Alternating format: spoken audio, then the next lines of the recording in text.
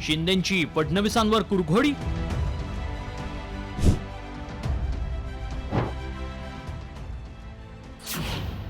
सीएमच्या war रूमला coordination रूमनं उत्तर.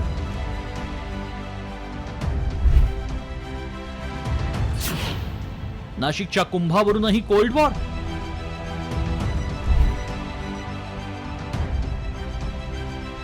पीएचं काम करता करता दलालीची सवय लागली.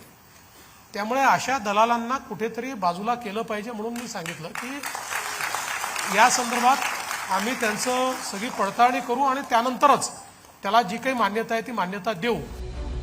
ऐकलं? याच कारणामुळे शिंदे गटातल्या मंत्र्यांच्या पीए आणि ओएसडींच्या नियुक्त्या रखडल्यात की काय असा प्रश्न पडल्याशिवाय राहत नाही. आणि यामुळेच मुख्यमंत्री देवेंद्र फडणवीस आणि उपमुख्यमंत्री एकनाथ शिंदेंमध्ये सुप्त संघर्ष दिवसेंदिवस तीव्र होत चाललाय. त्यातच आता मुख्यमंत्री देवेंद्र फडणवीसांनी विकास कामांचा आढावा घेण्यासाठी स्थापन केलेल्या वॉर रूमच्या धर्तीवर एकनाथ शिंदेंनी कोऑर्डिनेशन रूम स्थापन करत समांतर सत्ता केंद्र उभं करण्याचा प्रयत्न केलाय. मात्र महायुतीत सगळं काही अलबेल असल्याचा दावा सामंत आणि फडणवीसांनी केलाय.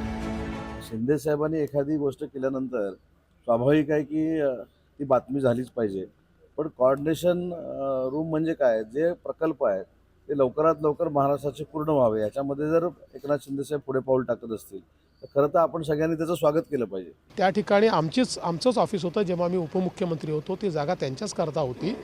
त्यामुळे ऑफिसेसचं रिअलाइनमेंट चाललेलं आहे. त्यामुळे त्याला बातमी बनवणं एवढं मोठी घटना ती नाही आहे. प्रत्येक गोष्टीची बातमी करू नका. सगळं चांगलं चाललंय, नीट आहे. मुख्यमंत्र्यांनी कोल्ड वॉरचा दावा फेटाळला असला तरी शिंदे फडणवीसांकडून एकमेकांवर कुरघोडी केल्याचं दिसून येत आहे. 2027 मध्ये होणाऱ्या नाशिकच्या कुंभमेळ्यानिमित्त मुख्यमंत्री फडणवीसांनी घेतलेल्या बैठकीकडे मंत्री दादा भुसेंनी पाठ फिरवली, तर शिंदेंच्या बैठकीला महाजनांनी दांडी मारली.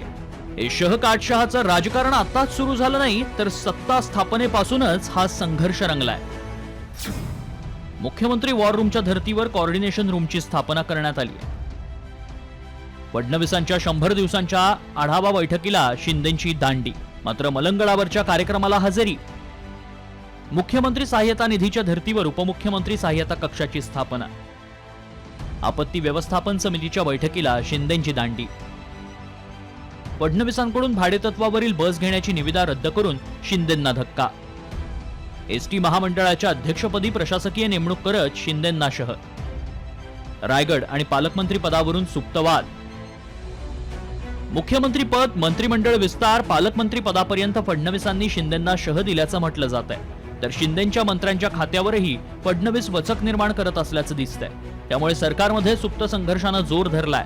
मात्र फडणवीसांनी अमित शहांशी चर्चा केल्यानंतर या प्रकरणात अमित शहा मध्यस्थी करून हा सुप्त संघर्ष मिटवणार की हा संघर्ष आणखी टोकाला जाणार याकडे लक्ष लागलंय. ब्युरो रिपोर्ट, साम टीव्ही.